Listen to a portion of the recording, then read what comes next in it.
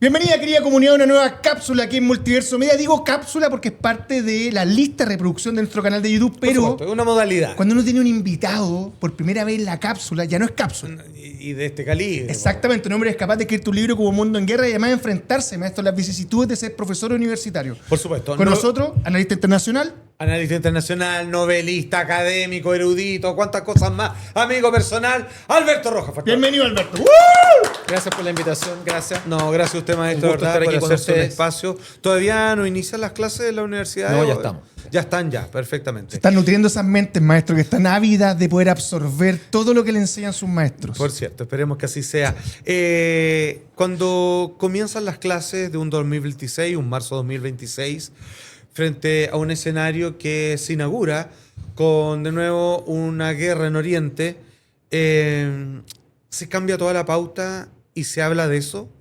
¿O se sigue un plan, digamos, de materias que ya estaba prehecho para este año? O sea, depende del curso, depende del contenido, pero dentro de los cursos de política internacional que hago yo, sin duda que esto es casi como la mejor oportunidad que tienes para introducir a los alumnos en un tema que es complejo, desafiante, terrible como toda guerra, pero que permite abordar el funcionamiento del sistema político internacional desde distintos ángulos, viendo los actores, viendo la tecnología que se está usando, las consecuencias, las causas. Es una oportunidad en ese sentido, insisto, tomando en cuenta lo terrible de lo que estamos hablando. Ya que estamos en guerra, porque no lo podríamos decir de otra forma, muchos tienden a marcar el comienzo de una guerra cuando empiezan los bombardeos, cuando empieza la transmisión televisiva.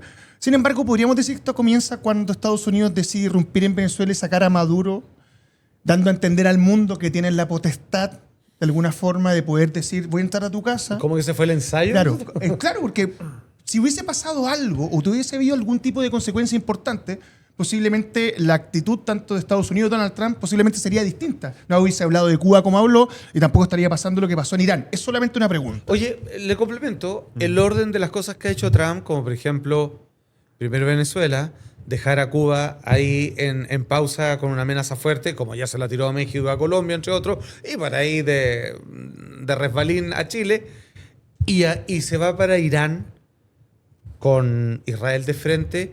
¿Es realmente un plan muy bien analizado? ¿Es un ensayo? Vámonos ahora al que realmente nos importa. ¿Cómo funciona esto?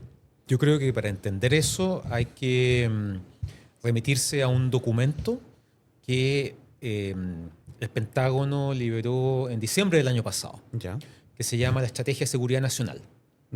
Todos los gobiernos estadounidenses tienen este documento, que básicamente son los lineamientos de cómo ellos entienden los temas de seguridad, defensa y política exterior. Perfecto. Este es un documento que se puede descargar de los sitios oficiales, son 29 páginas, no son más que eso, pero que te da todos los tips, por decirlo de alguna manera, para entender mejor lo que está pasando. De hecho, o sea, si tú piensas que... Eso también es un aviso para afuera, ¿no? Leanlo ustedes también que están fuera de Estados Unidos. O sea, me parece estratégico e inteligente leerlo porque es como el manual Claro. de cómo nos vamos a entender de aquí en adelante. De comportamiento frente a ellos. Exacto, porque en el fondo Trump vuelve a la Casa Blanca el 20 de enero del 2025 y de ahí tenemos un sinnúmero de cosas. De partida, un Trump 2.0 muy distinto al de su primer gobierno, Sí, donde claro. efectivamente estuvo mucho más volcado hacia adentro, hacia los temas locales, en fin. Sí. Pero ahora como que fue todo al revés, es decir, la prioridad está en la política exterior, en definir cuánto pesa Estados Unidos en esta nueva administración, que en el fondo conceptos como el multilateralismo o el valor de instituciones internacionales como Naciones Unidas pasa a pérdida. Entonces, si tú lees ese documento, que como te digo es muy cortito, ¿qué hace uno? Lo primero, va al índice. Y en el índice buscaba América Latina y no había nada. Entonces Ok. está Europa, Asia como continente, África también, Ajá. y regiones, Medio Oriente y el hemisferio occidental. Ok. ¿Ya? Entonces, cuando tú entras al capítulo del hemisferio occidental, ahí encuentras América Latina. Entonces, ¿qué significa Que eso? están hablando de su casa, ¿no? Entonces, Bueno, voy a ir a eso. Cuando tú ves eso, te das cuenta que la actual administración estadounidense se está moviendo desde el orden mundial basado en reglas a un orden mundial basado en esferas de influencia, en regiones definidas por las grandes potencias y que son excluyentes. De hecho, en el documento dice que uno de los objetivos, hay varios, o sea, defender la seguridad de Estados Unidos, la estabilidad regional, establecer vínculos estrechos con gobiernos afines, todo lo contrario con los que no sean afines, etc. Y en ese marco, uno de los objetivos es definir una estrategia o una acción concreta para expulsar a las fuerzas extrahemisféricas de este hemisferio. Y eso es China. En definitiva. En definitiva. Entonces, volviendo a lo que ustedes mencionaban, Venezuela, claro, el 3 de enero todos nos despertamos con esta operación que medio que se esperaba y que medio que se había desinflado en el tiempo. Porque Exacto. Yo pensé que iba a ser antes de Año Nuevo porque decía, o sea, entre Navidad y todo. Yo pensé que llevando podía las ser para tropas a Navidad. casa. Era como para celebrar una Navidad en casa. O para generar o sea, aprovechar el distractor mundial, que es una festividad como Navidad o Año Nuevo. Pero en Venezuela ya había sido Navidad, ojo. Desde octubre. Sí, lo habían adelantado estratégicamente. Y eso fue el 3. El 5, el lunes 5 de enero, en las redes sociales del Departamento de Estado se publica una foto de Trump con una leyenda que dice: este es nuestro hemisferio. Ya. ¿Ok? ¿Y dónde está el límite? Entonces, el límite, si uno lo mira, probablemente debe estar como en la mitad de Europa De Occidental. Europa, claro. Una cosa así. Exacto. Exacto. Y eso significa que esa es la mirada que está teniendo Estados Unidos en estos instantes. Una cosa es defender, proteger, consolidar el hemisferio dentro del cual es potencia, porque además, perdón lo latero, No, dale, No, está no, perfecto, maestro. Se está- dentro de ese documento de la nueva Estrategia de Seguridad Nacional se menciona la doctrina Monroe. Ya, perfecto, sí. La doctrina Monroe, Sí, que lo muy citaron breve, varias veces. 1823, el presidente James Monroe básicamente hace una declaración en la cual orientada a los grandes imperios europeos a decirles: ustedes no pueden seguir entrando en América, por lo tanto, América para los americanos. Que con los años se fue leyendo con un subtítulo que era algo así como América para los Estados Unidos. Bueno. No es primera vez que una presidencia estadounidense vuelve sobre el tema de la doctrina Monroe. Y hemos visto que otros presidentes antes le agregan lo que llaman el corolario, que es como la interpretación, son como las notas al margen, al ¿verdad? pie de página, sí. Cuando uno ve, no sé, Drácula anotado por... ya, Exactamente. eso. Una pequeña explicación aclaratoria. O un aporte. Entonces, ahora, dentro de ese documento se habla de la doctrina Monroe con el corolario Trump. Ok. Y eso implica todo lo que estamos viendo. Entonces, en ese sentido, claro, uno ve qué es qué era en ese minuto Venezuela y qué es todavía. En primer lugar, el país con la mayor cantidad de reservas de petróleo verificadas del mundo. Totalmente de acuerdo. El petróleo venezolano no es de la mejor calidad, es heavy oil, ¿verdad? A diferencia del petróleo de Medio Oriente, que es thin oil, Sí. ¿verdad? Y que eso permite que tengan que gastar menos en refinado. Perfecto. Por lo tanto, los costos bajan. Pero igual sigue siendo la mayor reserva de petróleo del planeta. Y lo que vemos es que, lejos de iniciar una acción como la de Afganistán, el 2001, después de las Torres Gemelas y todo eso, o la controvertida y polémica invasión a Irak, buscando armas de destrucción masiva que nunca existieron, aquí, en primer lugar, parecen aprendidas todas las lecciones de los conflictos, esos primeros dos conflictos grandes del siglo XXI. O sea, en primer lugar, si voy a la guerra, yo no me voy a meter con tropas, no voy a invadir. Esto no es Normandía del 44, ¿ya? Por lo tanto, ¿por qué? Porque la experiencia demostró que es tremendamente desgastadora, mueren muchos soldados, quedan muchos soldados heridos, y que además eso es tremendamente impopular dentro de Estados Unidos. Después, conflicto, guerra corta. Las guerras cortas son buenas, entre comillas, porque en términos de opinión pública no se resiente. Las guerras largas generan cambios en la opinión pública, Exacto, rechazo sí. a los medios de comunicación. Movimientos pacifistas. Exacto. Y aprendido eso además de Sí. Vietnam. Sí, Exacto. y un gasterío de plata que ni te digo. Además. Entonces, dicho todo eso, lo que hicieron fue efectivamente un cerco, nada podía entrar, nada podía salir, la Fuerza Naval estadounidense en aguas internacionales, no dentro de aguas venezolanas, entran en esta operación, capturan a Nicolás Maduro y su esposa, se lo llevan. Eso es una señal para el régimen chavista y para el resto del mundo. Si lo hicimos aquí, lo podemos hacer en cualquier otra parte. Sí. No lo van a hacer en China ni en Rusia, obviamente. Pero dando a entender que, mira, somos capaces de esto. E hicieron algo que nunca antes se había hecho.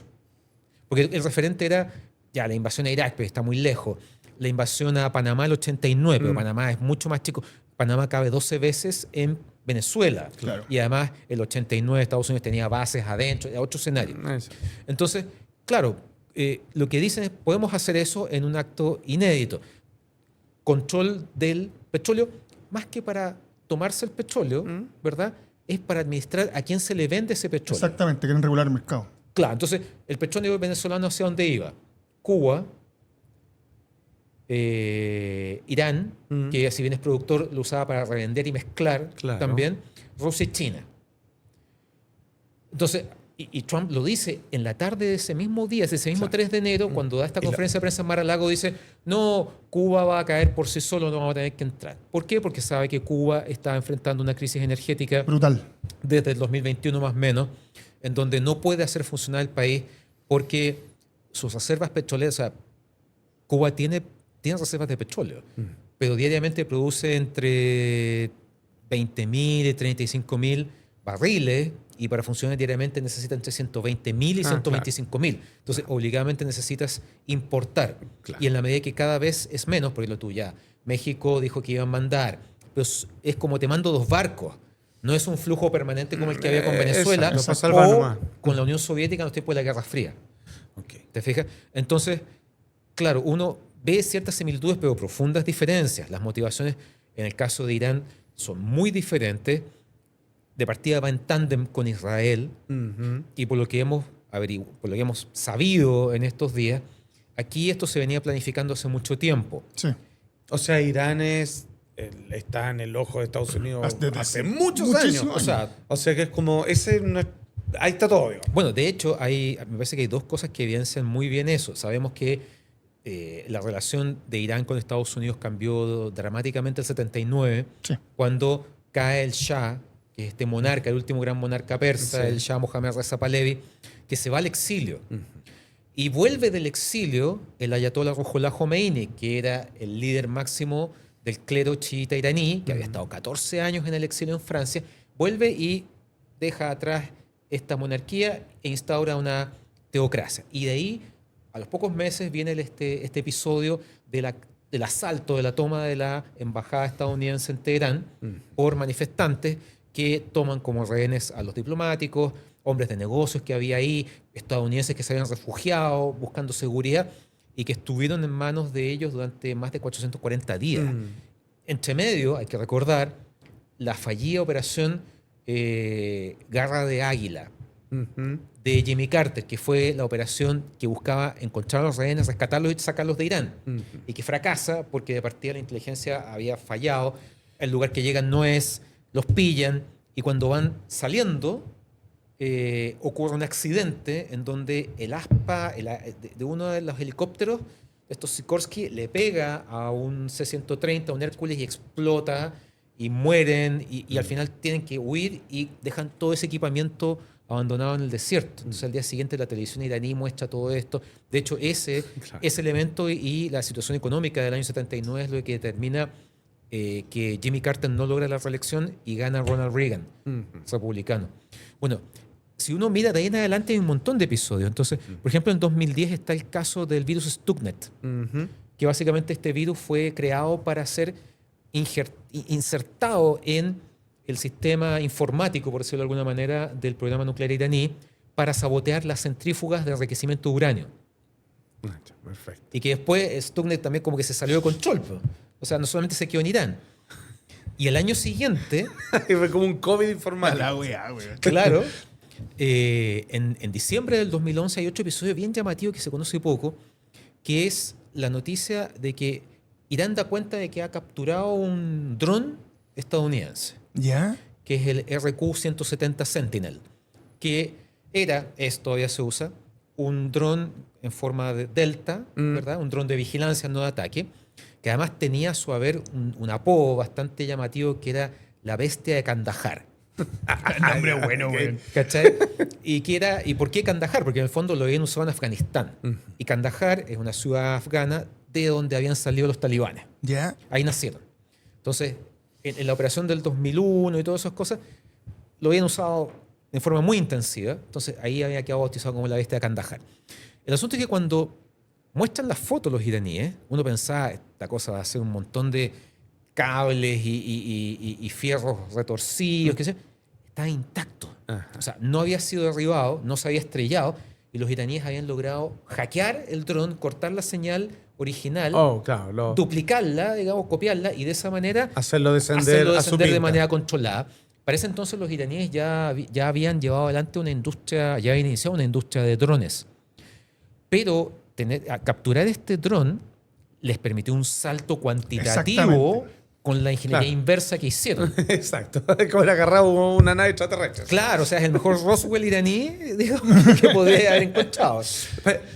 Para entender el conflicto en general de esta guerra, pareciera a buen entendedor que lo que moviliza, por ejemplo, a Estados Unidos en esta etapa de protección de sus valores, su economía, quiénes son amigos o cuántos antagonistas tengo cerca, pareciera que esto está funcionando como corporaciones, ¿no? Más que como países.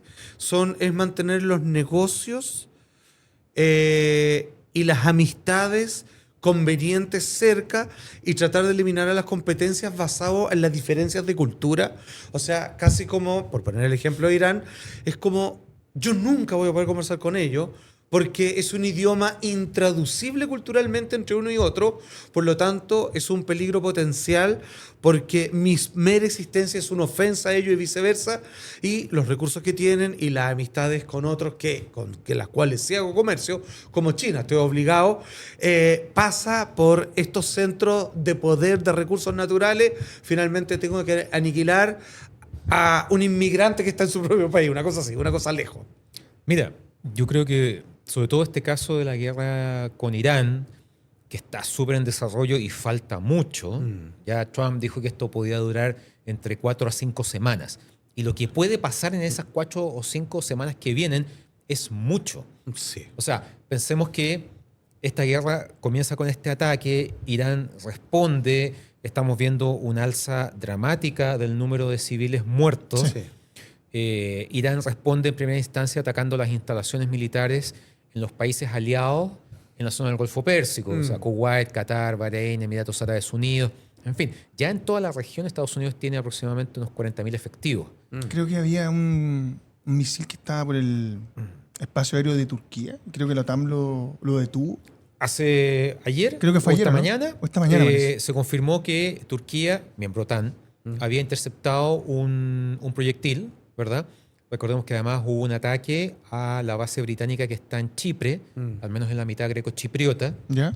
y que hemos sabido de la increíble noticia de que un submarino estadounidense hundió una fragata iraní en aguas internacionales frente a la isla Sri Lanka, Sí. que está al sur de India, Ok. en el Océano Índico, o sea, muy lejos del Golfo Pérsico. Estaba en la región, pero hay miles de kilómetros Pero de... eso es como una pelea de barrios de ¿cómo se llama? Barras bravas fuera del estadio.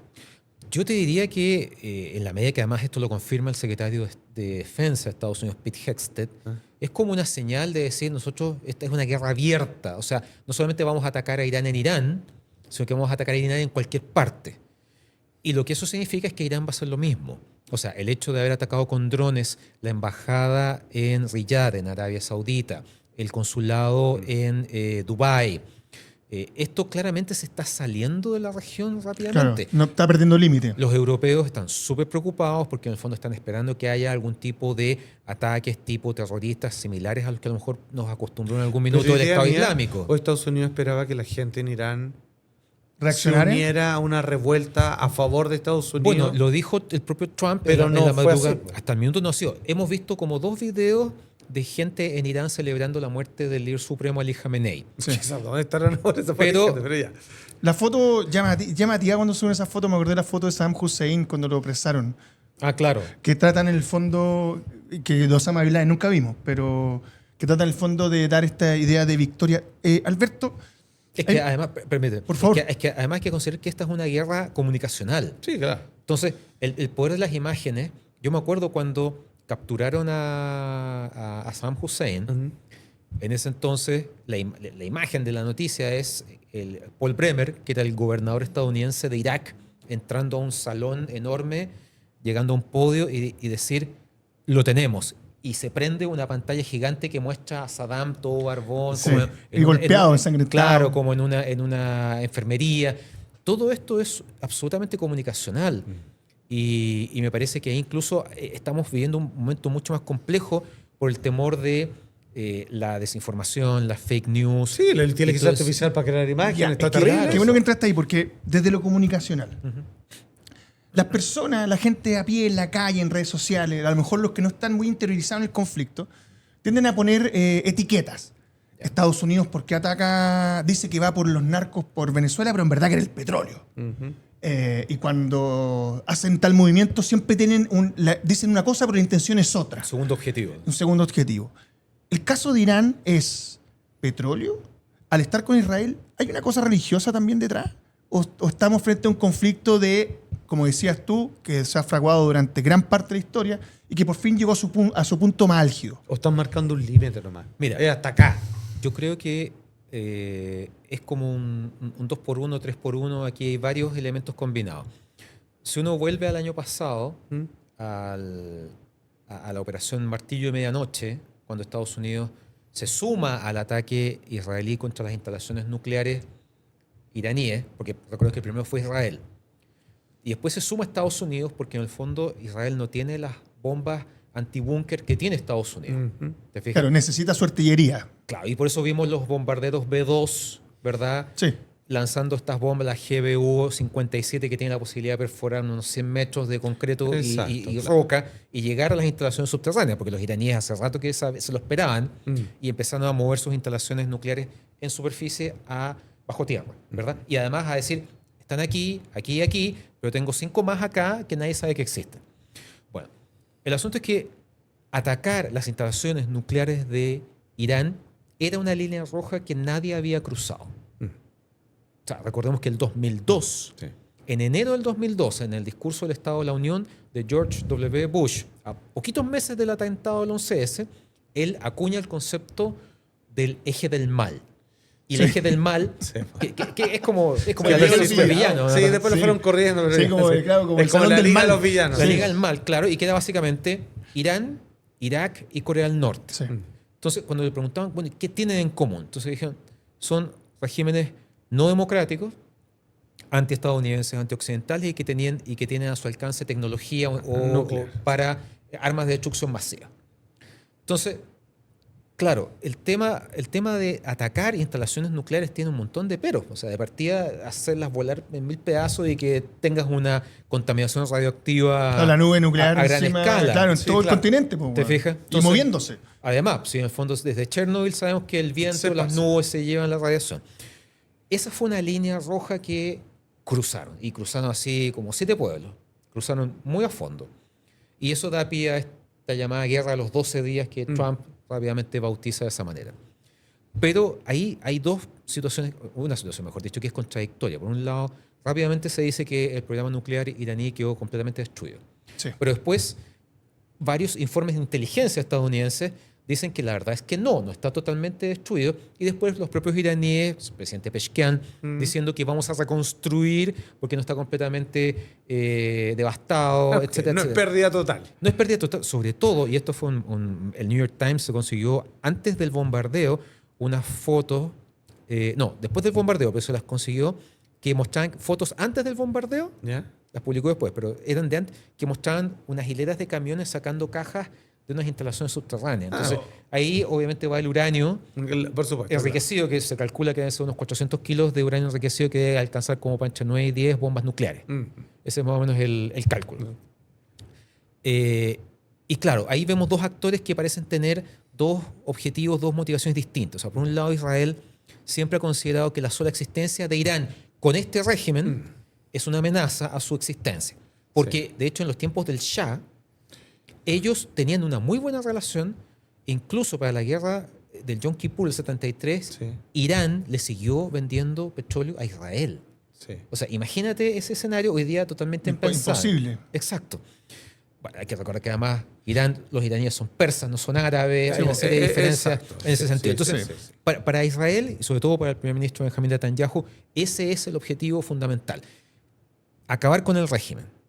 Acabar con el régimen implicaría acabar con el programa nuclear y el programa de misiles balísticos. Según lo que dice Trump en su discurso, que sabemos que además hay declaraciones de repente medias contradictorias, Sí. dice que en el fondo lo que van detrás de que Irán nunca puede llegar a tener armas de destrucción masiva, armas nucleares, qué sé yo, que van con todo y que esperan y que en el fondo van a facilitar el trabajo para que la población iraní termine de votar al régimen. ¿Por qué? Porque en el fondo no quieren desplegar tropas y generar un cambio de régimen. Cuando tú, no sé, el secretario de Defensa dijo, no es un cambio de régimen, pero el régimen ya cambió, una cosa que todavía estoy tratando de entender. Porque, claro, ya el líder supremo Ali Khamenei está muerto, hay un proceso en este momento, la Asamblea de Expertos tiene que nombrar a un nuevo líder supremo. Con continuidad del anterior. Y que es altamente probable que sea el hijo, Ya. Moqtada Khamenei. Y que en el fondo, eso no es un cambio de régimen. Po. Un cambio de régimen es que deje de ser una teocracia y se convierta en una democracia parlamentaria. No sé, Exactamente. cosas como lo que pasó con la Alemania nazi Ujú. y con el Imperio japonés después de la Segunda Guerra Mundial. Claro. Y que significó la ocupación militar, presencia de tropas durante años. Y vemos que intentaron hacer eso en Afganistán e Irak y les fue pésimo. ¿Pero por qué? Y ahí vuelvo a entroncar con tu pregunta, perdona la vuelta larga. No, está bien, dale. Así se entiende bien. Porque en el fondo estamos hablando de parámetros culturales distintos. Mm. ¿Te fijas? O sea, cuando se dice, oye, es que en ciertos países los derechos humanos, que para esos países el concepto de derechos humanos o cosas así, o libertad de prensa, Claro. son conceptos tremendamente occidentales que en otros países no hacen eco. Claro. Si tú piensas, Irán nunca ha sido una democracia. Mm. Pasó de una monarquía a una teocracia. Ajá. Son como los rusos. Mm. Los rusos pasaron de los zares Mm. a los soviets, tuvieron la década de los 90 a la deriva y después Putin. Te fijas que es como una especie de neonacionalismo ruso. Sí, claro, un presidente eterno también. También, ¿te fijas? Entonces, ahí hay elementos que me parece que son súper importantes porque Medio Oriente es una región súper compleja, en donde el factor religioso a partir del Islam juega un rol fundamental, que en un Occidente en donde la Iglesia Católica ha ido perdiendo su influencia, en donde se ha avanzado mucho en el concepto laico de la sociedad, cuando de repente en países de Medio Oriente te hablan de las cruzadas, Ujú. y tú dices, oye, las cruzadas las vi en el colegio, tengo un libro de las cruzadas. Y para ciertos sectores, las cruzadas están vivas. Mm. Están vivas. Entonces parece un conflicto que como que nunca terminó. Y si tú lo modernizas, le pones aviones, le pones misiles, le pones drones, es lo mismo, pero ya no es con el señor con la armadura, ¿verdad? Y a caballo, sino con estas otras cosas. Mira, perdón, tengo una No sé si pregunta. ahí. respondiste tu pregunta, ¿verdad? Absolutamente, absolutamente. Pero aquí me surge otra, que es infinitamente más básica, pero lo pregunto porque realmente tengo una duda con esto. Cuando hablamos de naciones teocráticas, ¿cierto? Cuando hablamos de estos regímenes absolutistas, de un yugo religioso así, pero tremendamente castigador, weón, etcétera, etcétera. Esta es mi pregunta, Alberto. Por ejemplo, ¿ellos creen realmente en eso? ¿O tienen un protocolo de conveniencia que les acomoda para hacer las cosas a su pinta? ¿O ellos creen realmente en lo que dicen? Lo digo porque estamos hablando de los choques culturales que en las formas de educación que han tenido internacional, como Kim Jong-un, por ejemplo, Claro. educado en Suiza y todo. Cuando vuelven, a mí me da la impresión, a mí me conviene que sea así. Pero con todo el bagaje que tengo, con toda la historia y con todo el mundo y con todos los libros religiosos sobre los cuales me sostengo, como que pareciera que uno se ve como una figura de una caricatura de otro tiempo, así como algo que es insostenible, estoy solo y el resto del mundo. Mira, es una muy buena pregunta que yo creo que es importante trabajar la pregunta desde distintos ángulos. Hay un libro que se cita mucho, que es El choque de las civilizaciones de Samuel Huntington, que está en castellano hace muchos años, se puede encontrar fácilmente, y que de repente como que la gente lo miraba un poco por encima del hombro, no es tan así, en fin, digamos. Pero si tú piensas, en general las sociedades organizadas tienen un corazón político. Para organizar una sociedad tú necesitas una estructura política. Sí. Claro. Históricamente en el corazón de la política está la religión como leitmotiv. Por supuesto, esto ha cambiado mucho. Sí, pero ¿Te sí, fijas? tienes razón. Pero, o sea, desde la tribu hasta el imperio en Mesopotamia, hasta ¿Te fijáis? Sí, siempre. O sea, la Rusia de Nicolás II, etcétera, digamos. Tiene un rol. En Occidente, eso ha cambiado mucho, muchísimo. O sea, la Primera Guerra Mundial destruye los grandes imperios europeos, la Segunda Guerra Mundial deja a Europa fuera del juego, ya sea vencidos o vencedores, y entonces los que quedan son Estados Unidos y la Unión Soviética. Y hoy día es fundamentalmente Estados Unidos y China. Yo creo que en el caso de Irán y Medio Oriente en general, lo que pasa es que en el fondo cuando uno mira los tres grandes monoteísmos del mundo, el cristianismo, no el catolicismo, el cristianismo, el islam, el judaísmo, lo que uno ve son religiones que fueron fundamentales y siguen siéndolo en muchos países para la construcción de las sociedades y el orden de esas sociedades. Sí. ¿Qué está permitido, qué no, qué es bueno, qué es malo, qué sea? O sea, en Irán, por ejemplo. ¿Por qué se dice que es una teocracia? Porque en el fondo esta revolución no vino, sí, hubo un factor ponle tú, importante en el año 79, estudiantes universitarios, etcétera. Una pequeña revolución. Claro, y para eso remitirse a la película Argo, Sí. o leerse la novela de Ken Follett, En alas del águila, Sí. ¿ya? Que es muy buena. Hicieron una serie, una miniserie de eso en los años 80. Y Se si, no llama los igual. y si no los flojos, ChatGPT, man.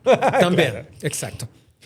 Pero el factor no fue un Che Guevara, ¿te fijas? No fue un Fidel Castro.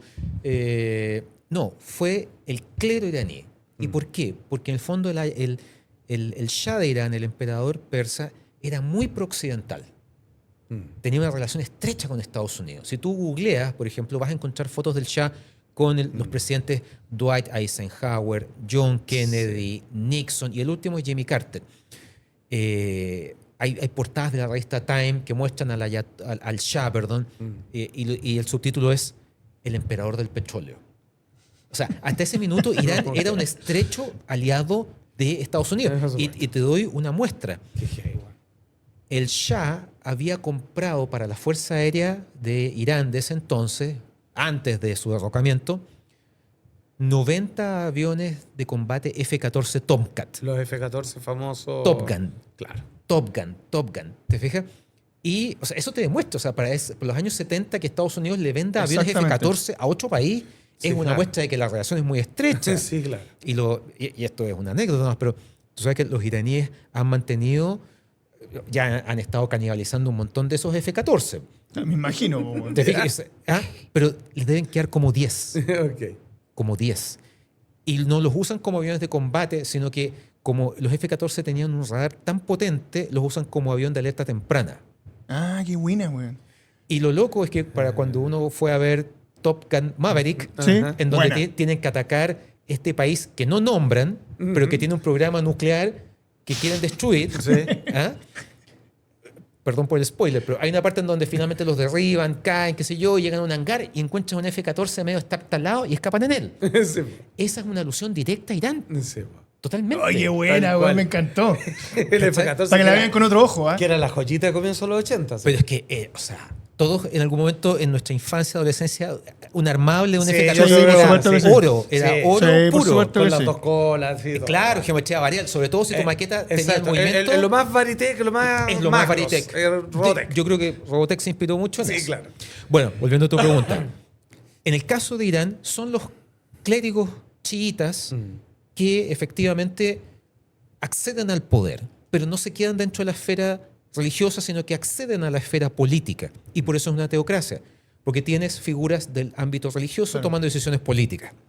Y ejemplos de eso. O sea, por un lado, tienes cuando el ayatolá vuelve, después de 14 años en el exilio en Francia, encontraba que las Fuerzas Armadas del Shah se podían reconvertir, se podían reinventar, pero no confiaba 100% en ella. Entonces creó la Guardia Revolucionaria iraní, que es una fuerza militar paralela Sí, claro. que le responde directamente al líder supremo y que es como los Marines, porque tienen Fuerza Aérea, Ejército y Marina. Ah, pero Ya, sí de perfecto. armado, ya. Claro, y ellos son una fuerza paralela. ¿Te fijas? Y que ellos son los que muchas veces han operado en Medio Oriente con gran éxito en diferentes escenarios. O sea, la Guardia Revolucionaria estuvo en Siria apoyando a Bashar al-Assad, etcétera. ¿Te fijas? O sea, de hecho, si tú recuerdas, en enero del 2020 hay un episodio, estamos hablando del primer gobierno de Trump, en donde realizan un ataque con drones a una caravana de vehículos que iba saliendo del aeropuerto de Bagdad, en Irak. Y a bordo de uno de esos vehículos iba el general Soleimani. El general Soleimani era el jefe de la fuerza Al-Quds, que es la élite, la super élite de la Guardia Revolucionaria. Y que había sido prácticamente una especie de... Era como Patton. Era un estratega con una llegada muy grande al cuerpo de los ayatolas. De hecho, si tú miras, porque han pasado muchas imágenes en estos días, de Ali Khamenei. Y hay unas en donde aparece Ali Khamenei y aquí atrás hay un retrato de un hombre de pelo canoso, barba blanca y traje militar. Él es Soleimani. ¿Ah? Entonces, en ese aspecto, evidentemente que hay convicciones. Ahora, que todo Irán esté de acuerdo con eso, obviamente no. Sabemos que, por ejemplo, en Irán se persigue mucho no solamente los opositores, sino, por ejemplo, las minorías sexuales. Claro, por supuesto. ¿Te fijas? El homosexualismo todavía es un crimen, es un delito. Sí, ¿Te fijas? para las mujeres ya es un suplicio, solo por ser mujer. Ya. Claro.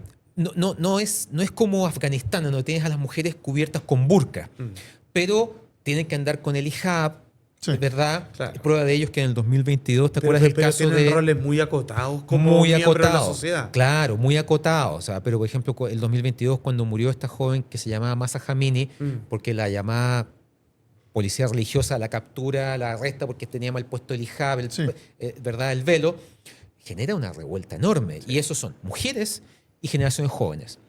Ellos, a diferencia de sus padres, no conocieron al Shah, no conocieron la época de la monarquía. Y nacieron en esta teocracia que no les acomoda. Y en un mundo interconectado con celulares, con redes sociales, allá se usa mucho Telegram, lo que ellos quieren, ellos sí que quieren un cambio de régimen. Claro. El punto es que desde arriba no Irán quieren ese tiene- cambio de régimen. ¿Irán tiene internet libre? No. De hecho, en enero hubo muchas protestas producto de la crisis económica en la que están. O sea, la inflación, el desempleo, el desabastecimiento, como además gran parte de las sanciones están focalizadas en la industria petrolera iraní. Sí. Irán no puede vender petróleo en forma legal. Entonces lo vende de forma clandestina.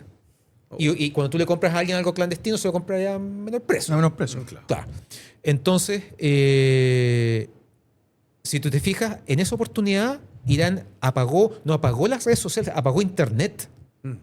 Y varias veces. Entonces debe haber alguien con una palanca, así que la baja, Claro, en caso de... la No baja. mires más para afuera. Ya, Claro, clásico. exacto. Pero hoy día eso es muy difícil.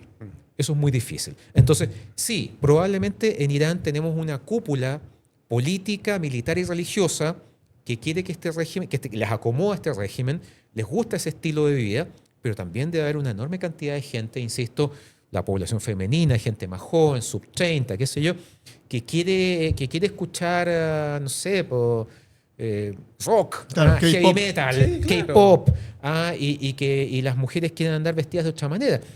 ¿Te fijas? Entonces, Exacto, querer, no sé, sacar Sí, una tener carrera libertad y- para poder hacerlo. mira, en general en Irán las mujeres van a la universidad, pero y participan en ciertos aspectos de las Fuerzas Armadas, pero como dices tú, Pero claro, es bien acotado. De hecho, la presencia femenina en el Parlamento, porque Irán, siendo una teocracia, es una república islámica.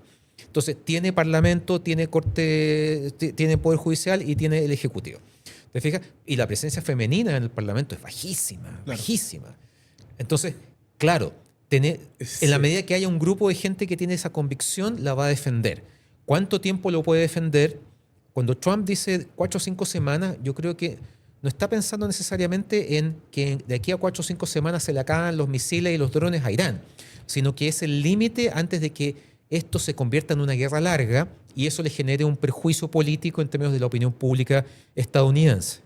Qué bueno que llegaste ahí. Te quería preguntar porque es inevitable comparar el periodo anterior de Trump con lo que está haciendo hoy. Sí. En su primer periodo, como tú bien dijiste, se dedicó al trabajo interno de Estados Unidos. E incluso recuerdo que fue quien quitó las tropas de Afganistán, fue el primero que sacó las tropas, las hizo que volvieran a Estados Unidos. O sea, Biden. Claro. Porque fue en agosto del 2021 cuando cae Kabul y todos tienen que arrancar. No, pero yo recuerdo que él en su primer periodo, no sé en perdón. Sí, él había propuesto Claro. un plazo Claro, para que las tropas vuelvan. para que las tropas volvieran. Claro, Claro, o sea, y el que fondo ese se acaba plazo la ocupación. Lo tomó Biden y lo Claro. medio que lo ajustó. Aunque Sí. lo que hace es por deshacer cualquier cosa que haga Obama, Exacto, nomás, pero ya. está bien, pero ya, Sí. él termina la ocupación en el fondo. Sí. Por lo cual, su discurso era que Estados Unidos no tenía que estar en guerra. Claro. Era que Estados Unidos tenía que dejar que estos países se encargaran ellos mismos de sus problemas. Ese yo recuerdo que fue como el fondo, el mensaje que quiso dar con este... El que menos guerra dio fue Claro. Trump en el primer periodo.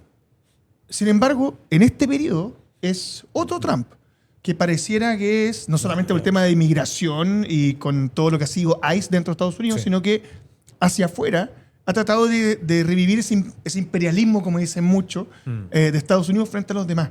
¿Qué cambió en él o qué políticas o qué políticos lo hicieron cambiar de opinión respecto a lo que está haciendo hoy día? Oh, qué Que buena. pareciera que se contradice Sí. a su primer periodo, que era mucho más conciliador. Incluso recuerdo que tuvo el desempleo más bajo en 60 años en Estados Sí. Unidos. O sea, además le dio muchas herramientas a los norteamericanos para que después lo volvieran a elegir. Hoy día pareciera que se comporta como los líderes estadounidenses a los cuales él tanto criticaba. Esa es una muy buena pregunta y es algo que se está tratando de comprender. Sobre todo porque su... Está difícil con este. Sí, porque además Meterse llega, en su cabeza. llega a ser hasta Sí. conspirativa esta weá. Algunos Sí. dicen que otro Trump, weón, que está clonado, que por eso ocupa la corbata azul. Mira, en su primer... ¿Qué recuerda uno de su primer gobierno? Lo que dices tú, ¿verdad? Esta cosa de Estados Unidos primero. América Grande de nuevo, ahí va a ser el claro, discurso. una relación bastante tensa con sus aliados europeos. Sí. Sí. Para recordar esa visita catastrófica de Angela Merkel a la Casa Blanca, Oh, donde Angela sí. Merkel le habla y él como que da vuelta la cabeza y no la pesca. Sí. Y ella está diciendo, saquemos una foto, dándonos wea, la mano, y la ignora, pero de manera feroz. Esto es una teoría, te fijas, a lo mejor es como filosofía de bar nomás. Pero lo que él pretendía era la reelección. Ah, Entonces, qué buena, sí.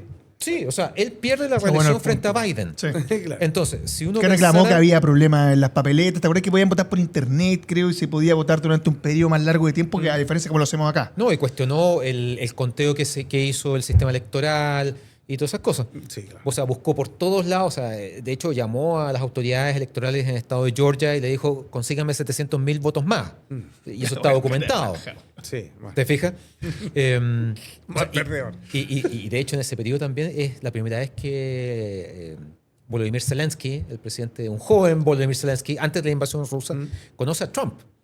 Cuando Trump lo llama por teléfono y le dice, quiero que hable con la fiscalía ucraniana para que investigue al hijo de Joe Biden, a Hunter A Hunter Biden, Biden, sí, porque bueno. era miembro del directorio de una empresa de gas ucraniana Sí. y supuestamente había investigaciones por corrupción.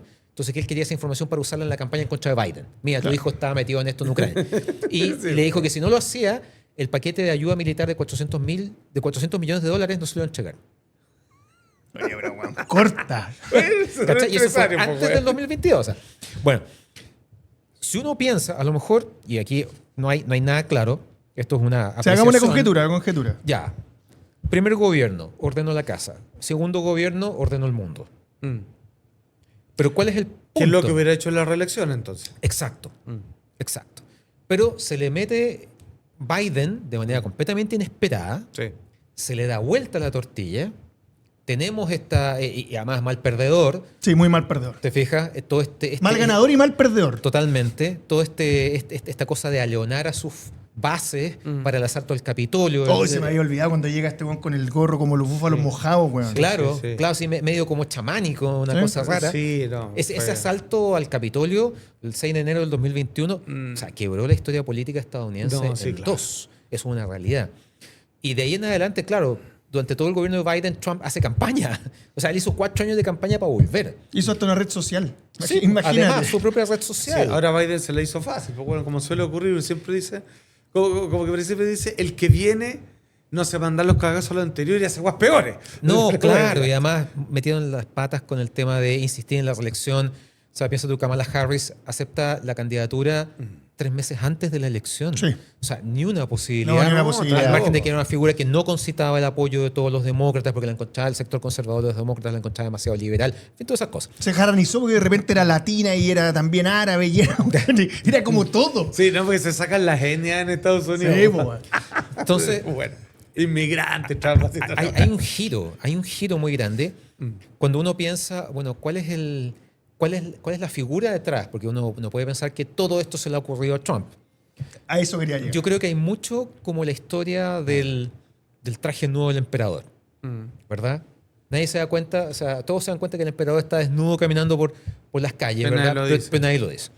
Probablemente hay un círculo, un entourage en torno a Trump que en el fondo ha ido pavimentando hacia dónde él va. Y en el fondo él es el articulador de eso. Y esos... Sí, Marco Rubio tiene lo suyo, ¿te fijas? Pete Hegseth no creo. No. Dan Bannon puede que sí, te fijas, a pesar de que se peleó, pero él es en gran parte el arquitecto del trumpismo. Yo creo que ahí hay una serie de intereses en torno al propio Estados Unidos y el posicionamiento de Estados Unidos a nivel mundial. ¿Por qué? Porque en el fondo debe haber, por ejemplo, el caso de Groenlandia. Ya. Le dice a Dinamarca, yo necesito Groenlandia para mi seguridad porque están ubicados en una posición muy estratégica en la zona del Círculo Polar Ártico y bueno, tiene algo de sentido, porque en el fondo los misiles rusos van a venir por el Ártico, no van a venir por Europa cruzando el Atlántico. Que realmente no se habían dado cuenta antes. Pero es para Sí. todo plantearlo siquiera. Es que, claro, y ahí piensa tú que él está dispuesto a romper todos los huevos necesarios, porque en el fondo, Estados Unidos y Dinamarca son miembros de la OTAN. Groenlandia es un territorio que pertenece al Reino de Dinamarca, pero es autónomo. Tiene su propio gobierno, tiene su propio parlamento, incluso un primer ministro. Entonces, ¿qué te cuesta decir, oye, una reunión de la OTAN?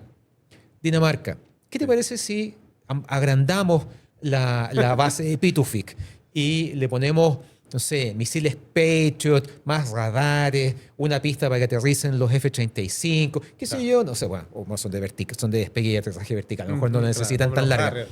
Pero, nada, le dice, me voy a apoderar, y ahí la pregunta, oye, ¿hasta dónde? No, yo estoy dispuesto a usar la fuerza. O sea, no puedes pelearte con tus aliados de la OTAN. Sí. No tiene sentido, o sea, la OTAN se estructura a partir del concepto de la defensa colectiva. Sí. Y ahí está el artículo número 5. El ataque a un miembro de la alianza es un ataque a la alianza completa, Sí. por lo tanto exige una respuesta de todos. Claro, es que eso es lo loco. Cuando tú contestas. ¿Y cómo te defiendes de uno de tus socios?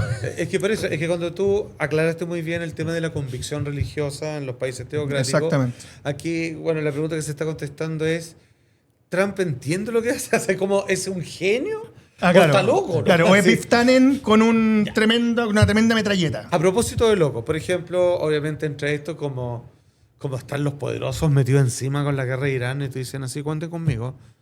Si pasan esta línea, voy a tener que meter, ya están en esa. Y de repente dice Kim Jong-un, ya, yo apoyo también. Que es como que no lo invitan a la fiesta de los grandes. He visto muy buenos memes de eso. Y él como que se quiere meter, ya, yo también voy a atacar. Acá, yo. Es como eso.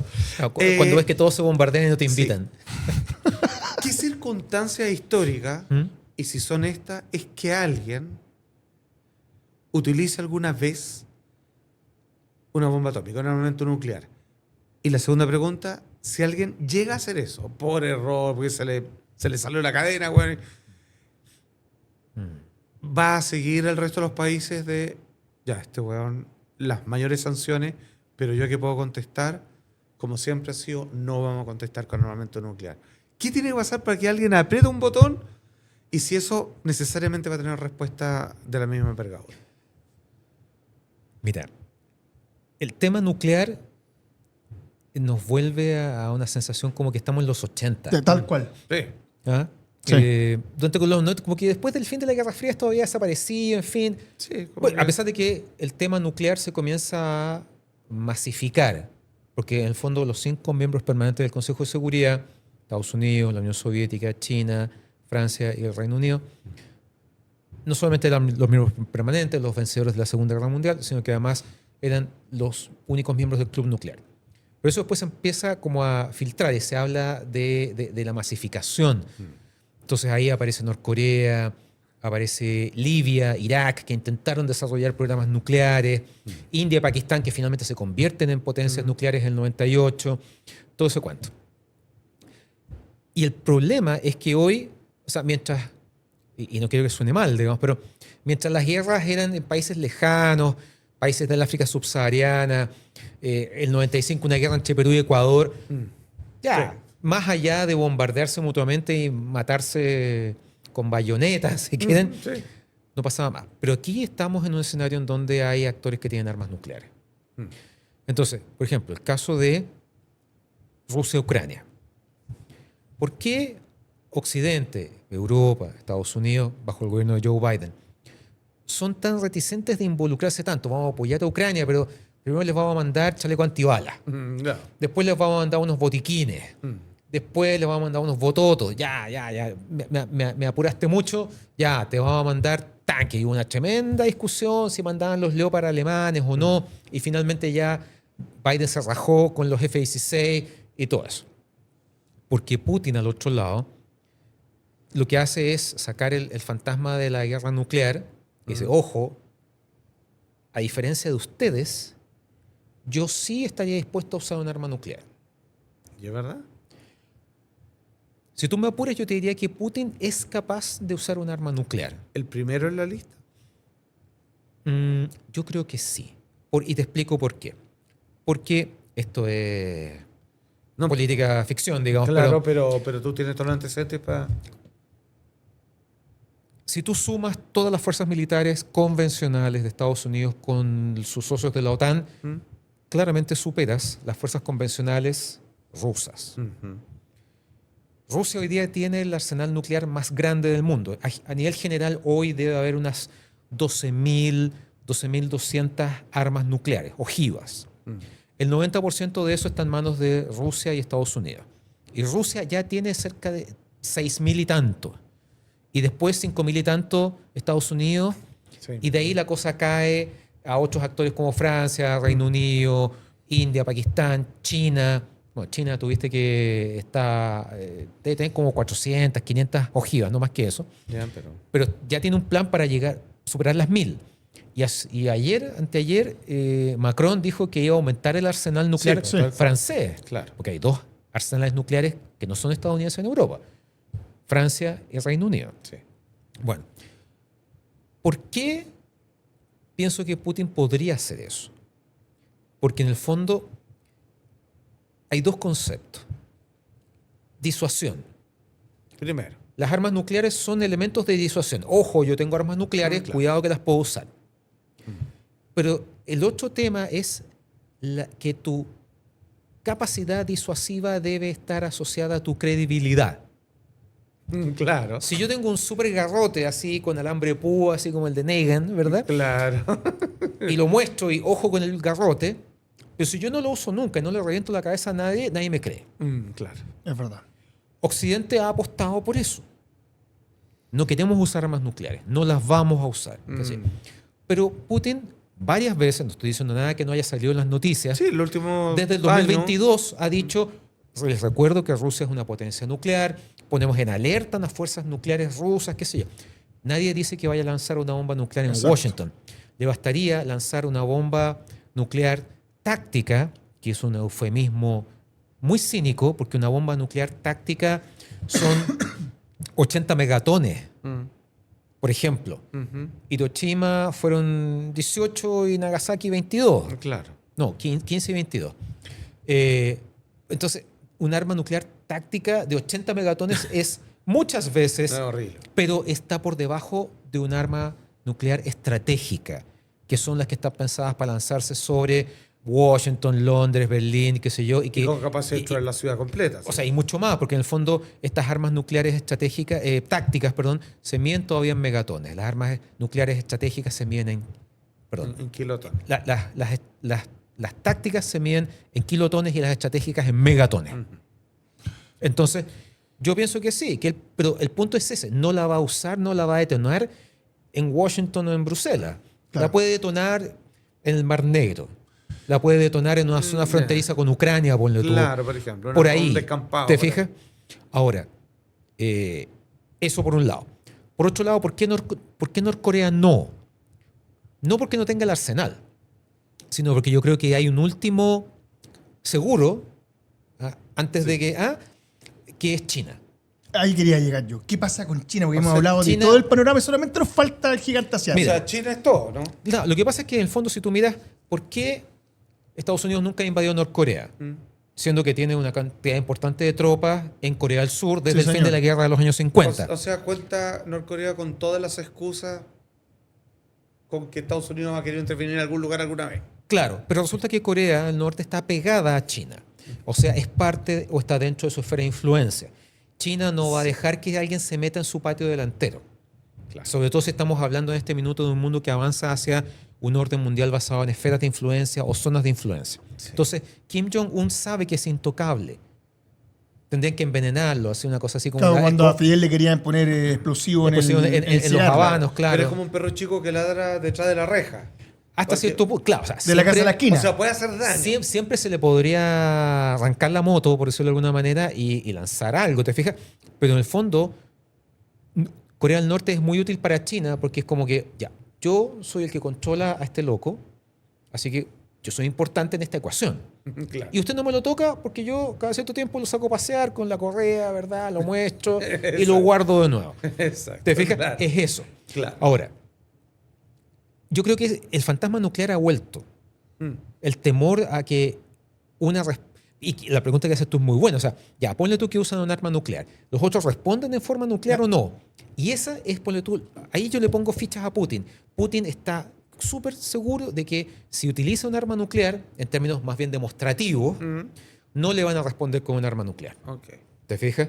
Pero se vuelve a rayar la cancha de otra manera. Se ¿sí? raya de otra Ahora sí que cancha. todos se echan para atrás. Por supuesto, y lamentablemente lo que hemos visto, sobre todo después de los ataques de Irán a Irán el año pasado, y todo lo que ha pasado desde ese entonces, el hecho de que, ponle tú, Rusia, por primera vez desde el fin de la Guerra Fría, haya desplegado armas nucleares rusas en Bielorrusia. Claro. O sea, las Sí. saca de sus fronteras. Sí. Fija, y Bielorrusia está al lado de Rumania, Polonia. Toda esa parte del este está llena.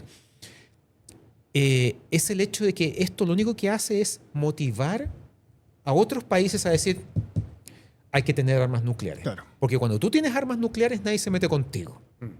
¿Cuál es el punto? Irán se demoró en tener armas nucleares. Nunca llegamos a ver un ensayo nuclear.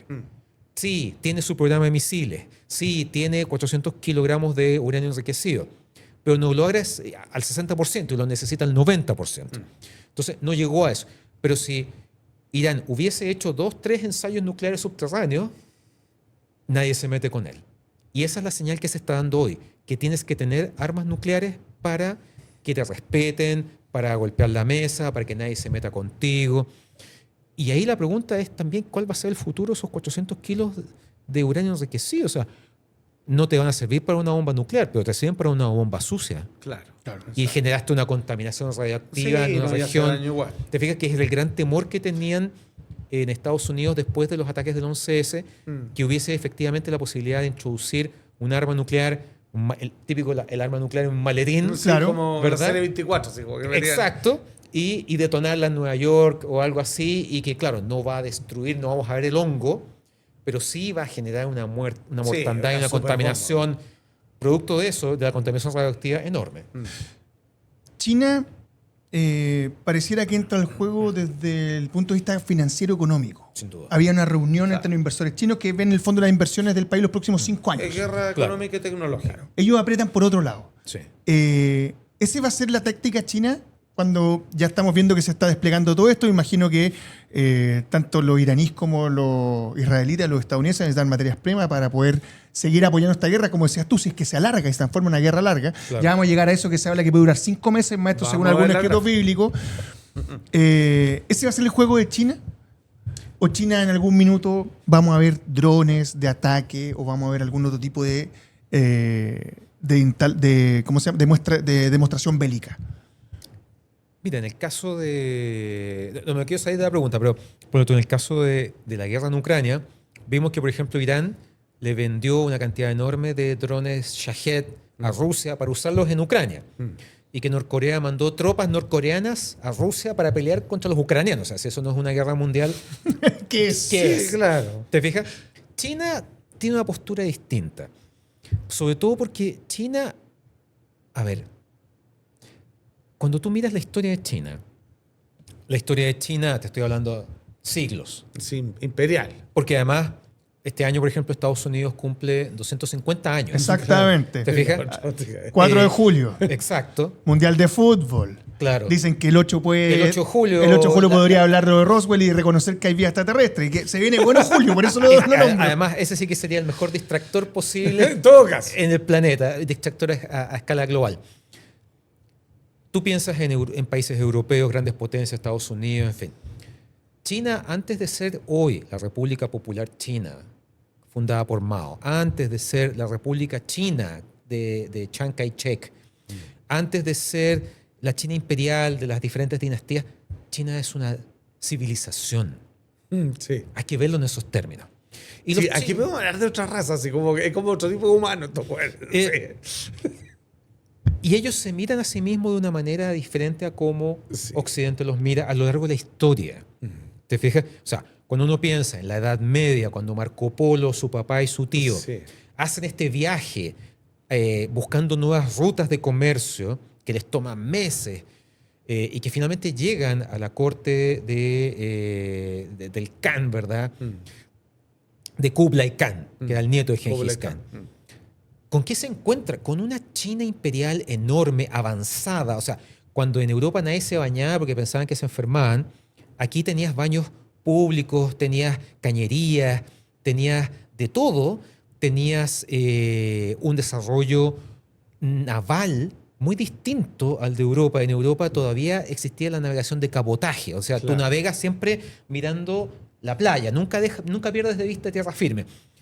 Los chinos hacía mucho rato que navegaban en mar abierto, usando tecnologías cholabio, en fin, qué sé yo, tenían mapas, rutas, cartas de navegación, todo el tema de la pólvora, el desarrollo de la ciencia, enorme, ¿te fijas? Ahí China estaba en su cúspide y Europa iba mucho más atrás. Pero hay un punto que es la industrialización, la revolución industrial, Sí, por en supuesto. donde se cruza.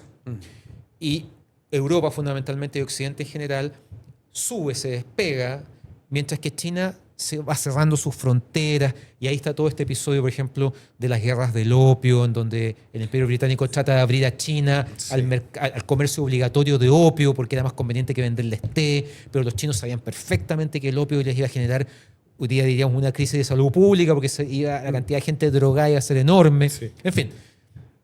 Y entonces la historia china se mueve entre dos movimientos. Entre movimientos de fractura y cohesión. Fractura y cohesión. El siglo XIX en China se lee como el llamado siglo de la vergüenza o el siglo de la humillación. Porque fue el periodo en el cual los grandes imperios europeos, Japón, el imperio japonés, que en ese entonces era la potencia más desarrollada e industrializada de Asia, e incluso Estados Unidos, habían entrado a China, se habían instalado a la fuerza, explotaban sus materias primas, explotaban a su población. Ahí, para los más cinéfilos, una película maravillosa que se llama 55 días en Pekín, Ah, sí, muy bueno. que es una joya de película, que muestra ese episodio, la revolución de los boxers. Sí, po. A la revuelta de los boxers frente a la... ¿Por qué? Porque veían a estas potencias occidentales que hacían lo que querían en China y su gobierno chino era incapaz. Exacto. ¿Te fijas? Pero resulta que después de la caída del imperio, ¿verdad? Con el último emperador, Puyi, en 1911, el ascenso, ¿verdad?, de esta república china que después toma las riendas Chiang Kai-shek de manera más dictatorial, la pelea con Mao, la larguísima guerra civil china, periodo de fractura, que además después se introduce la invasión japonesa. Y ahí Imperio del Sol de Steven Spielberg Imperio del Sol. también da cuenta Otra de eso. película. Bueno, finalmente China logra volver a consolidarse con Mao. Mao, Deng Xiaoping, todos los gobernantes que hubo entre medio y ahora Xi Jinping, Sí. que ya lleva más de 10 años en el poder. Y lo que buscan, y lo que han buscado siempre es garantizar su propia seguridad, su estabilidad y el respeto. El respeto. Los códigos asiáticos son completamente distintos a los códigos occidentales. Y eso se ve, por ejemplo, cuando se hacen negocios. Hay no sé si llamarlo personal trainer, pero gente que entrena a hombres de negocios occidentales para que entiendan los códigos cuando van a hacer negocios con Claro, coreanos, claro, japoneses, hacen coaching chinos. Oiga, ¿sabe qué? transcultural. No llegue, tiene que llegar con corbata, llegue a la hora, cosas así. ¿Cómo yo entrego mi tarjeta de presentación? ¿Dónde la ubico estratégicamente en el escritorio mientras converso con mi interlocutor? Todas esas cosas. Código. Entonces, hoy día China, claro, en los fines de los 80, ¿te acuerdas? Está Tiananmen, ¿verdad? La masacre de Tiananmen, que en el fondo fue esta presión social de los jóvenes chinos que querían algo similar a lo que está pasando en la Unión Soviética, querían perestroika, querían un Gorbachev que hiciera la transición desde un régimen de partido único comunista a un régimen distinto, ¿verdad? Aperturita y todo. Claro, y que fracasó, y Deng y muchos biógrafos de Deng dicen, cuando él ordena que las tropas entren a la plaza Tiananmen y barran con los estudiantes, dice, bueno, el mundo nos condenará, pero el mundo olvidará. Y efectivamente así fue. Con paciencia de chino, paciencia humana. Exacto. O sea, Todo olvidan. la velocidad Dale, del no. tiempo es completamente distinta. La percepción, los planes, a cuántos plazos, a cuántos años plazo. Entonces, en ese sentido, ya en los 90, China logra convertirse en la factoría del mundo. Exactamente. Entonces, ¿y todo por qué? Porque en el fondo China le ofreció al resto del mundo lo mejor que tenía. Mano de obra capacitada, masiva y de bajo costo. Entonces, descubrieron que era mejor. Antes, ¿tú te acuerdas? En los años 80, 90, las camisas se hacían en Hong Kong. Sí. Así de buena calidad, hechas en Hong Kong. Después, nada, se fueron a China. Made in China. Las maquilas, ¿verdad? Todas estas fábricas de autos en México dijeron, oye, sacamos cuenta, irnos a China, aunque quede más lejos, igual sale más conveniente. Se fueron a China. Entonces, en ese proceso, China empezó a recibir un enorme volumen de inversión extranjera que al mismo tiempo le sirvió como un proceso de aprendizaje. Claro. Cómo se fabrican los smartphones, cómo se fabrican autos de calidad, cómo se fabrican computadores, parcas, ropa, etc. Y hoy día, y esto se conversó en la cumbre del G20 de hace 2 años, el G7, cómo se podía desacoplar la economía occidental o mundial de China, y descubrieron que no se podía. Por eso Trump empezó a pedir que... No hay con qué sustituirlo. Claro, que los mismos gringos empezaron a volver a ser un país de industria. Exacto, ¿te fijas? Entonces, en ese aspecto, en la medida que China ha logrado convertirse en la segunda economía más importante del mundo, es miembro permanente del Consejo de Seguridad, potencia demográfica, potencia nuclear, potencia espacial. Ya, pero Tiene- ahí hay una guerra que Trump quisiera detener. Porque es Sin como duda, sin duda. Si China le coloca todos los productos existentes al resto del mundo hasta convertirse en un monopolio, y si quiero les corto el suministro de cosas o lo que sea. Bueno, O sea, claro, porque ya no tienen un superávit de construcción de cosas que ya no es para el interno, Sí. es para todos nosotros. Claro, maneja la economía mundial porque maneja la industria mundial. o sea, en muchos aspectos, piensa tú que... Si saben hacer los smartphones, nosotros no sabemos hacerlo, tiene una ventaja comparativa frente a todo. No, y piensa tú, ¿dónde está ensamblado o fabricado tu celular? ¿Dónde está hecha tu Todo. ropa? Sí, todo. La tele. La madera. Todo, o sea, no importa que la marca sea alemana, polaca, suiza, está hecho en China. ¿Te fijas? Entonces, ese fue el primer gran paso. Se consolidaron como una potencia económica imprescindible para el mundo. Claro. Y esa riqueza y ese know-how los llevó a donde están ahora. Perdón, pregunta. Si Estados Unidos, volviendo al comienzo, que estábamos hablando de la guerra de Irán, necesita dejar claro cuál es su límite territorial. Aquí somos esta cultura, somos occidentales. Entonces aquí estamos y con ustedes no hablamos, quieren unas cosas muy raras y lo encontramos hasta peligroso porque están tan locos. Ya. Somos hasta acá. Ese es como el plan de Trump, así como es muy poquito básico, eso. muy sencillo. ¿China piensa lo mismo? China así como no me conformo menos que con todo el mundo. No. Y por eso Trump dice, tengo que parar. Es que China realmente no quiere apoderarse del mundo. Ajá. Quiere un espacio en el mundo, un espacio estratégico, quiere respeto Claro. y estar sentado de igual a igual en la mesa. Claro. ¿Te fijas? Entonces, por ejemplo, cuando en la cumbre de Davos en enero el primer ministro canadiense se da este discurso extraordinario que los invito a leer, y él acuña la frase: si no estás sentado a la mesa, estás en el menú. ¡Oh! Listo, lo mató. ¿Qué estás diciendo? Te van a comer. Sí, claro. Claro. Sí. Y China no quiere volver a hacer comida. Sí. Y por eso ha desarrollado su propia industria militar. China tiene 3 portaaviones, lo cual técnicamente lo convierte en el segundo país con más portaaviones en el mundo después de Estados Unidos. Claro. En tercer lugar empata Reino Unido con India y más abajo todos los que tienen uno, incluyendo Rusia. ¿Te fijas? Tiene una industria aeroespacial poderosísima. Exacto. El desarrollo de drones increíble. Ahora enfrascado en la guerra o en la carrera por la IA y la computación cuántica. Sí, fijas? no, ahí- No llevan ventaja en todo. O sea, yo creo que efectivamente Sí. lo tienen claro. Aparte que no son buenos para contar todo lo que hacen. No, po. entonces- No, es que tampoco tendría sentido, sería muy absurdo, porque además todo lo que tú sabes y lees de IA hoy día está obsoleto desde el momento en que lo leíste. Sí, claro. Eso ya van 5 pasos más allá. Claro. Entonces, China reacciona frente a lo que considera una amenaza. Si yo me puedo entender con Trump, bien. Si Trump representa una amenaza para mí porque me sube los aranceles, por todas esas cosas, bueno, yo respondo. Ya. Y yo, déjame terminar la idea. Y yo puedo responder hoy día porque tengo una musculatura mucho mayor de la que tenía el año 90, 95. Exacto. Porque tú dependes más de mí, porque yo compré una parte de tu deuda externa Claro. y todas esas cosas. Entonces, eso es lo que complica muchas veces a Estados Unidos, que sabe hasta dónde llegar, o debería saber hasta dónde llegar, y China le recuerda perfectamente hasta dónde llegar. Oye, ¿sabes qué?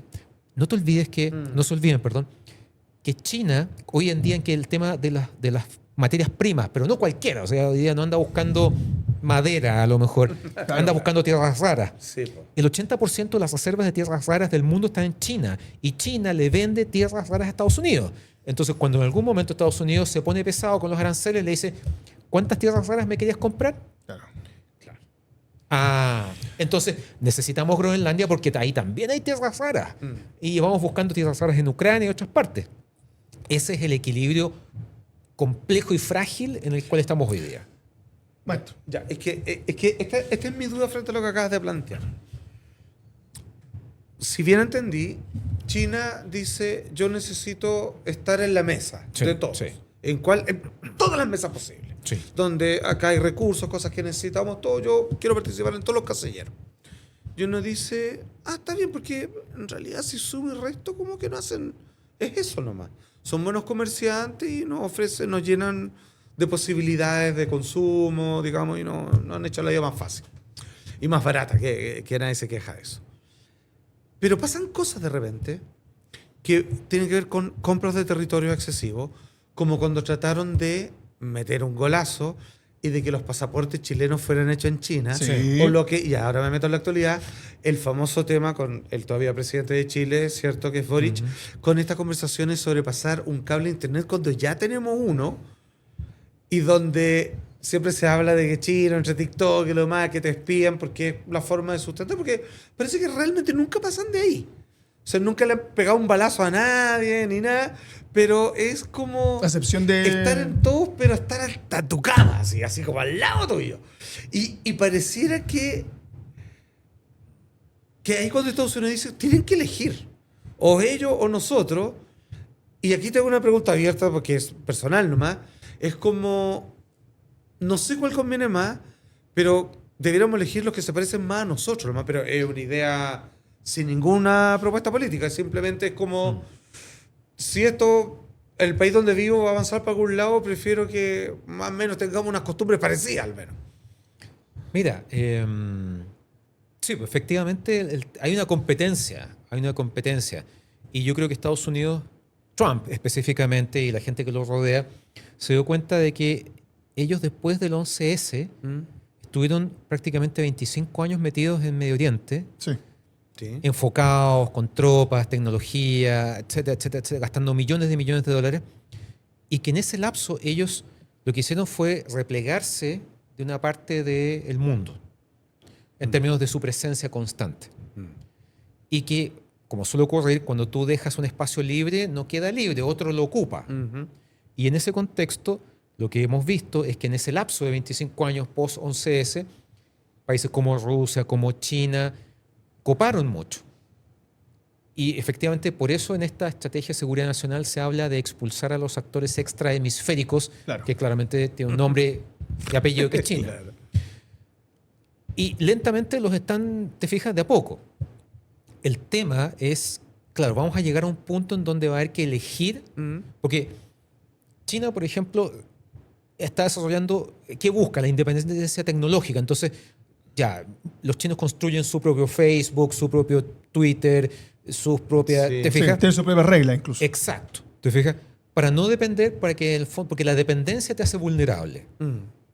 Entonces, en esos términos, lo que China ha estado buscando es aumentar su presencia en distintas partes del mundo por diferentes motivos. Ya desde, no sé, comienzos de siglo, los chinos estaban pavimentando África y se metieron muy fuertes en África, y sobre todo a través de esta gran iniciativa que es el Cinturón y la Ruta, o la llamada Nueva Ruta de la Seda, que es básicamente un proyecto de infraestructura para construir puertos, muelles, ferrocarriles, aeropuertos, Por ejemplo, pistas. como el que está en Perú. Chancay, claro, tiene todo ese sentido. Que una pequeña China en mar territorial peruano. Que Están bien igual arrepentidos los es que peruanos, igual ¿eh? son cabrones, porque no es como. buenos Acá viene y hace socios. la jilla, Pues maestro. como, oye, podemos ponernos acá para el comercio. Ya, bueno, ya.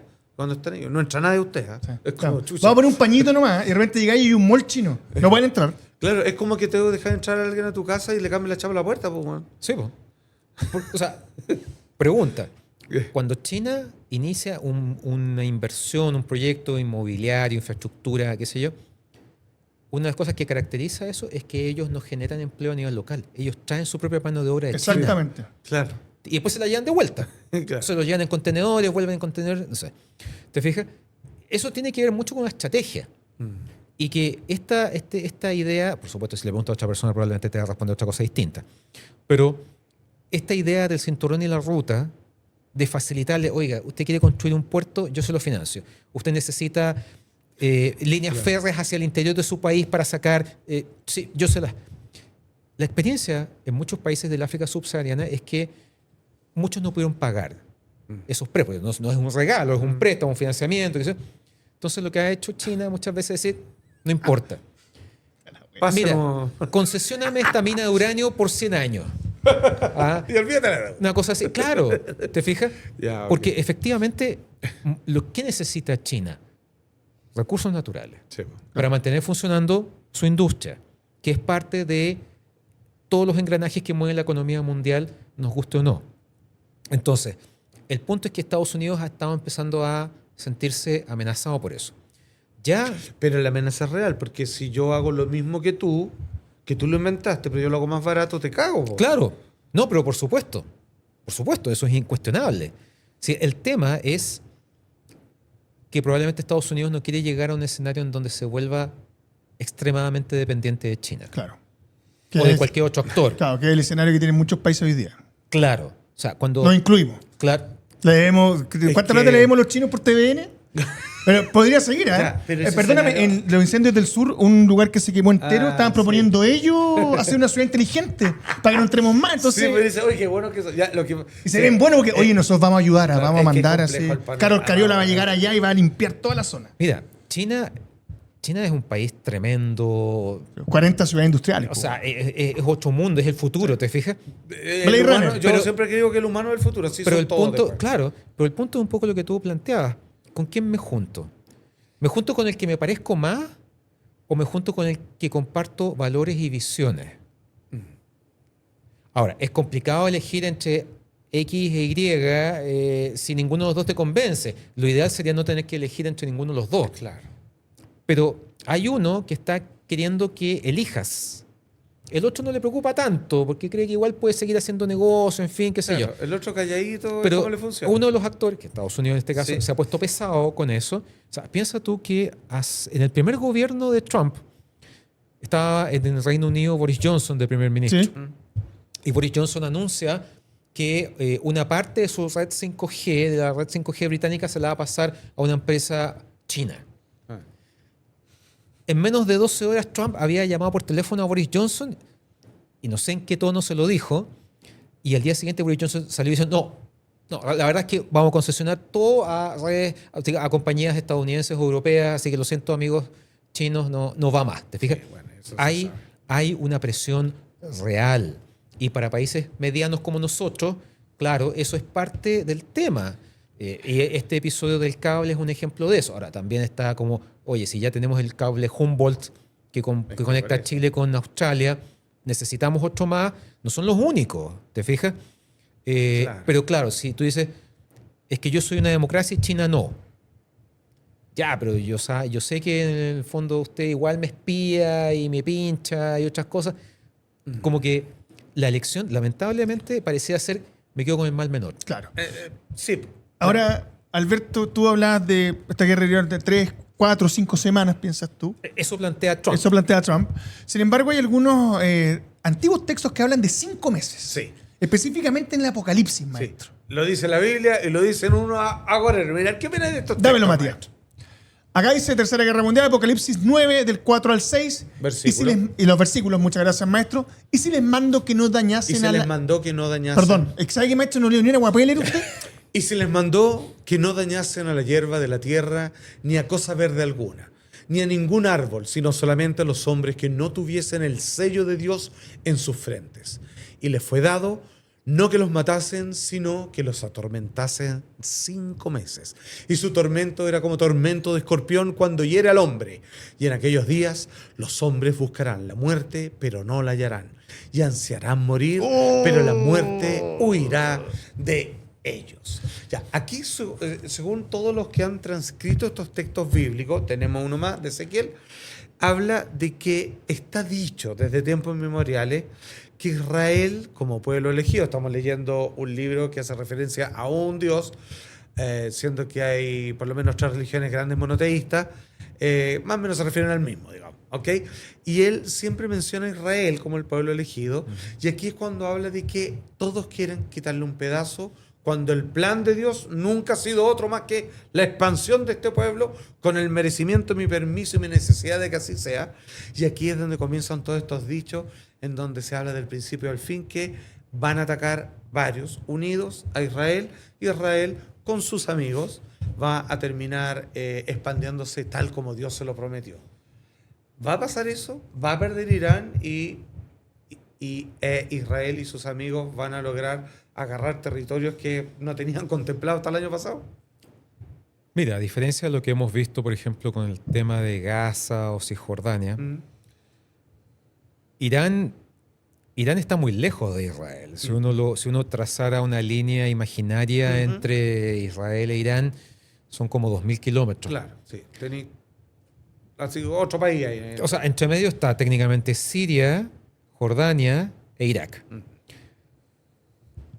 La posibilidad de una expansión israelí en el Golfo Pérsico me parece poco viable, incluso en términos físicos. Ajá. ¿Ah?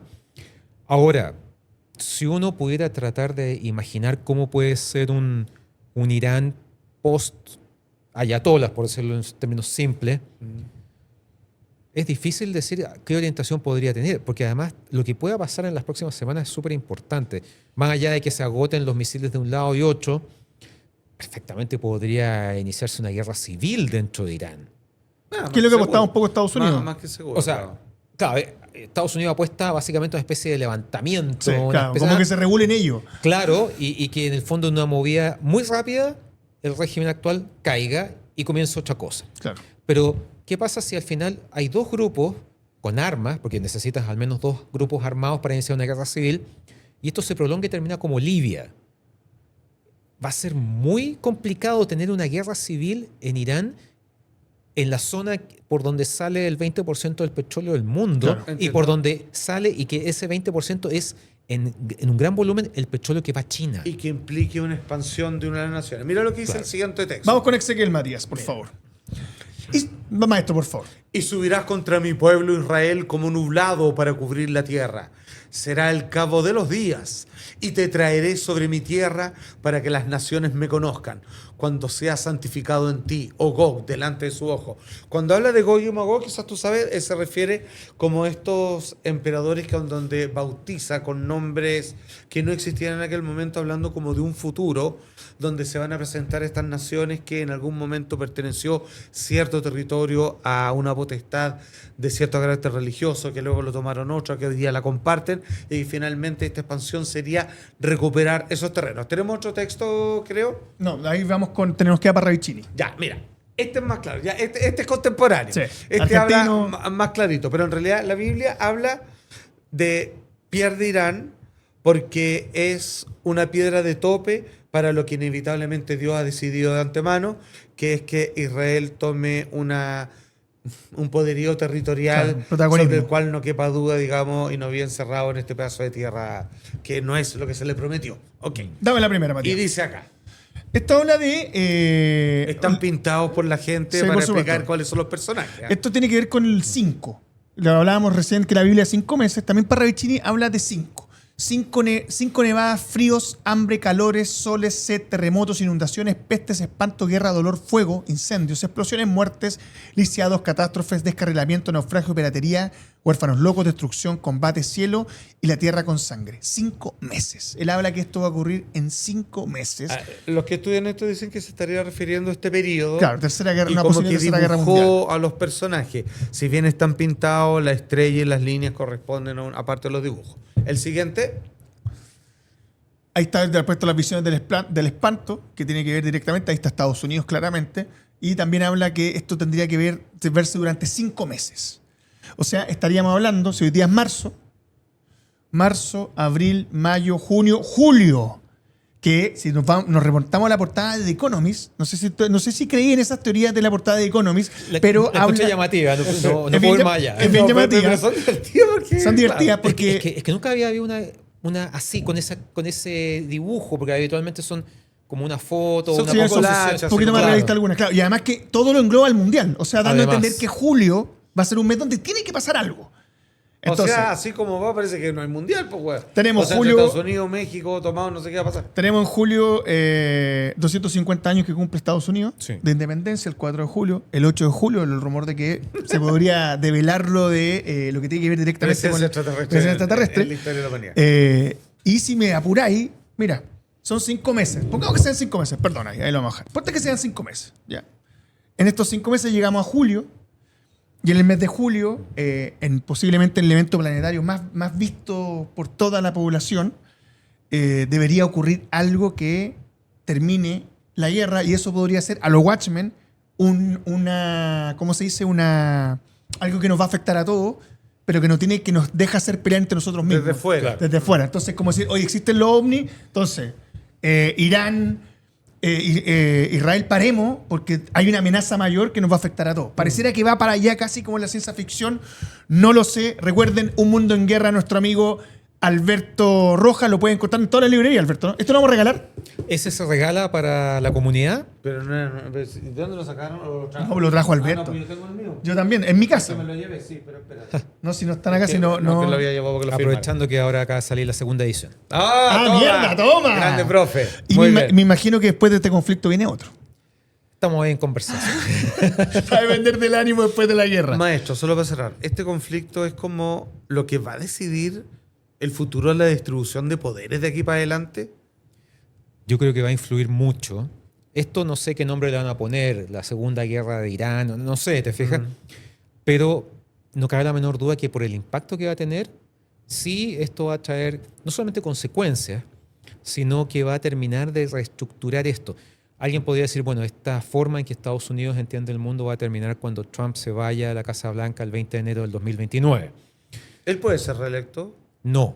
Ah. O sea, él ya fue reelecto porque la Constitución estadounidense establece que solamente puede haber No. una reelección, puede ser inmediata O intercalada. o intercalada. Intercalada. En este caso, él está en su segundo mandato. Ya, hasta acá ya. Por lo tanto, pero tú ves que en estos meses, siempre medio en broma, medio en serio, ha hablado de un tercer mandato, Sí.